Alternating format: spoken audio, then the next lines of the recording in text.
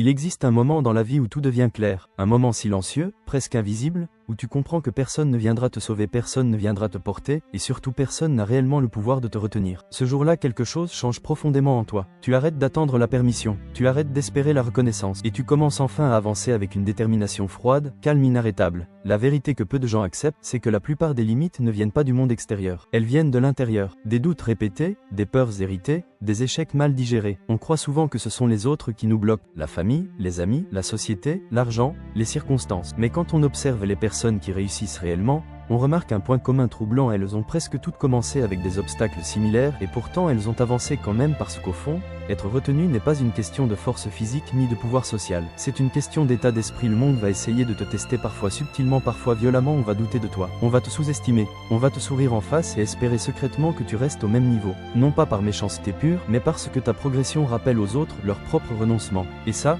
beaucoup de gens ne le supportent pas. Alors ils diront tu changes trop, reste simple, mais ce qu'ils veulent vraiment dire c'est ne nous dépasse pas. À partir du moment où tu comprends ça, tu deviens dangereux pas pour les autres, mais pour toutes les limites invisibles qui t'entouraient, parce que personne ne peut briser quelqu'un qui refuse intérieurement d'abandonner. On peut ralentir ton chemin, on peut compliquer ta route, on peut même te faire tomber, mais on ne peut pas arrêter quelqu'un qui décide de se relever à chaque fois, avec encore plus de lucidité qu'avant. Les personnes vraiment fortes ne sont pas celles qui n'ont jamais souffert, ce sont celles qui ont appris à transformer la douleur en direction. La trahison en clarté, l'échec en stratégie, elles n'attendent plus que la vie devienne facile, elles deviennent plus solides que les difficultés, et c'est là que tout bascule, parce que lorsque tu n'as plus besoin d'approbation, tu deviens libre. Lorsque tu n'as plus peur de perdre, tu deviens audacieux. Lorsque tu comprends que ton temps est limité, tu deviens concentré. Cette combinaison crée une énergie rare, une présence silencieuse, stable, presque intimidante. Les gens la ressentent sans savoir l'expliquer, ils sentent que tu n'es plus manipulable par la peur, ni contrôlable par le regard des autres, et soudain, le monde commence à te traiter différemment, non pas parce que le monde a changé, mais parce que toi, tu as changé. Tu n'as plus besoin de convaincre, tu n'as plus besoin de te justifier, tu avances simplement, et cette simplicité est une forme de pouvoir. Mais attention, ce chemin n'est pas confortable, il demande de renoncer à certaines illusions, l'illusion que tout le monde va t'aimer, l'illusion que le travail sera toujours récompensé immédiatement, l'illusion que la motivation sera toujours présente. La vraie discipline commence justement quand la motivation disparaît. C'est dans les jours silencieux, les jours ordinaires, les jours où personne ne regarde, que se construit la vraie différence. Pas dans les discours, pas dans les promesses, mais dans les actions répétées, presque invisibles. Chaque petite décision devient alors un vote pour la personne que tu es en train de devenir. Continuer malgré la fatigue, comprendre au lieu de se plaindre, avancer au lieu d'attendre, ce sont ces choix discrets qui rendent quelqu'un impossible à arrêter, ce sont ces choix discrets qui rendent quelqu'un impossible à arrêter. Et un jour, sans bruit, les résultats apparaissent pas forcément spectaculaires au début, mais réels, solides, durables. C'est souvent à ce moment-là que les mêmes personnes qui doutaient commencent à demander comment tu as fait. La réponse est simple mais difficile à accepter. Rien de magique, juste de la constance. Quand c'était ennuyeux, du courage. Quand c'était incertain, du silence. Quand il fallait travailler au lieu de parler, personne ne t'a donné la permission, personne ne t'a facilité la route, mais personne non plus n'a pu t'arrêter. Et c'est peut-être ça. La leçon la plus réelle n'est pas de contrôler les autres, c'est de se contrôler soi-même, parce qu'une personne qui maîtrise ses émotions, son temps, son attention devient pratiquement impossible à détourner de sa trajectoire.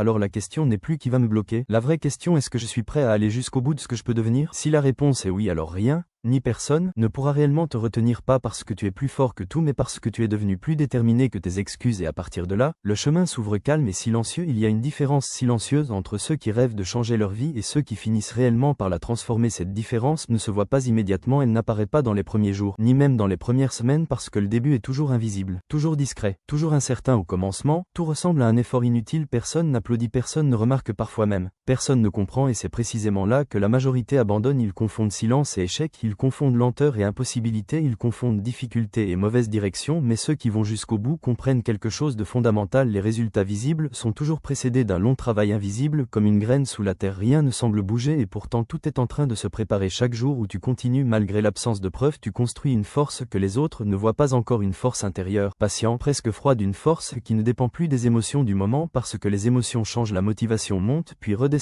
l'enthousiasme apparaît, puis disparaît. Si tu comptes uniquement sur ce que tu ressens, tu seras toujours instable, mais si tu apprends à agir même quand tu ne ressens rien, alors tu deviens différent de la majorité, tu entres dans une autre catégorie, celle des personnes fiables, celles qui avancent quand c'est difficile, celles qui terminent ce qu'elles commencent. Et dans un monde rempli de distractions, la simple capacité de rester concentré devient un avantage immense. Regarde autour de toi, tout est conçu pour voler ton attention, les écrans, les notifications du réseau social, les comparaisons permanentes, on te pousse à consommer, réagir sur notre dernier post sur les réseaux sociaux, mais rarement à construire, parce que construire demande du temps, du silence, de la répétition. Et ces choses-là ne sont pas spectaculaires, elles ne font font pas de bruit, elles ne donnent pas de satisfaction immédiate pourtant, ce sont elles qui changent une vie. Apprendre à supporter l'ennui, apprendre à rester seul avec ses objectifs, apprendre à continuer sans validation extérieure, c'est inconfortable mais c'est aussi ce qui rend quelqu'un libre, car la vraie liberté n'est pas de faire tout ce qu'on veut, la vraie liberté c'est de pouvoir faire ce qui est nécessaire même quand ce n'est pas agréable, et très peu de personnes développent cette capacité. C'est pour cela que la réussite paraît rare, pas parce qu'elle est inaccessible mais parce que peu de gens acceptent le prix invisible qu'elle demande. Ce prix, ce n'est pas seulement le travail, c'est la solitude de certaines décisions, le doute de certains soirs, le poids de continuer quand personne ne comprend encore, mais il y a aussi quelque chose d'extraordinaire dans ce chemin. Plus tu avances, plus tu découvres que tu es capable de beaucoup plus que tu ne l'imaginais. Tes anciennes peurs perdent de leur pouvoir, tes anciennes limites semblent soudain plus petites, ce qui te paraissait impossible devient simplement difficile et ce qui était difficile devient progressivement normal. C'est ainsi que la transformation se produit, mais en une accumulation silencieuse de jours ordinaires, jour après jour, choix après choix, action après action, jusqu'au moment où tu regardes en arrière et tu réalises que tu n'es plus la même personne, pas seulement plus fort, pas seulement plus discipliné, mais plus clair. Tu comprends mieux ce qui compte vraiment, tu perds moins de temps dans des conflits inutiles, tu cherches moins à prouver et plus à construire, et cette maturité change tout parce qu'à partir de là, les obstacles ne disparaissent pas mais ils ne t'arrêtent plus, ils deviennent des informations, des ajustements, des leçons. Tu ne demandes plus pourquoi ça m'arrive à moi, tu demandes qu'est-ce que ça essaie de m'apprendre.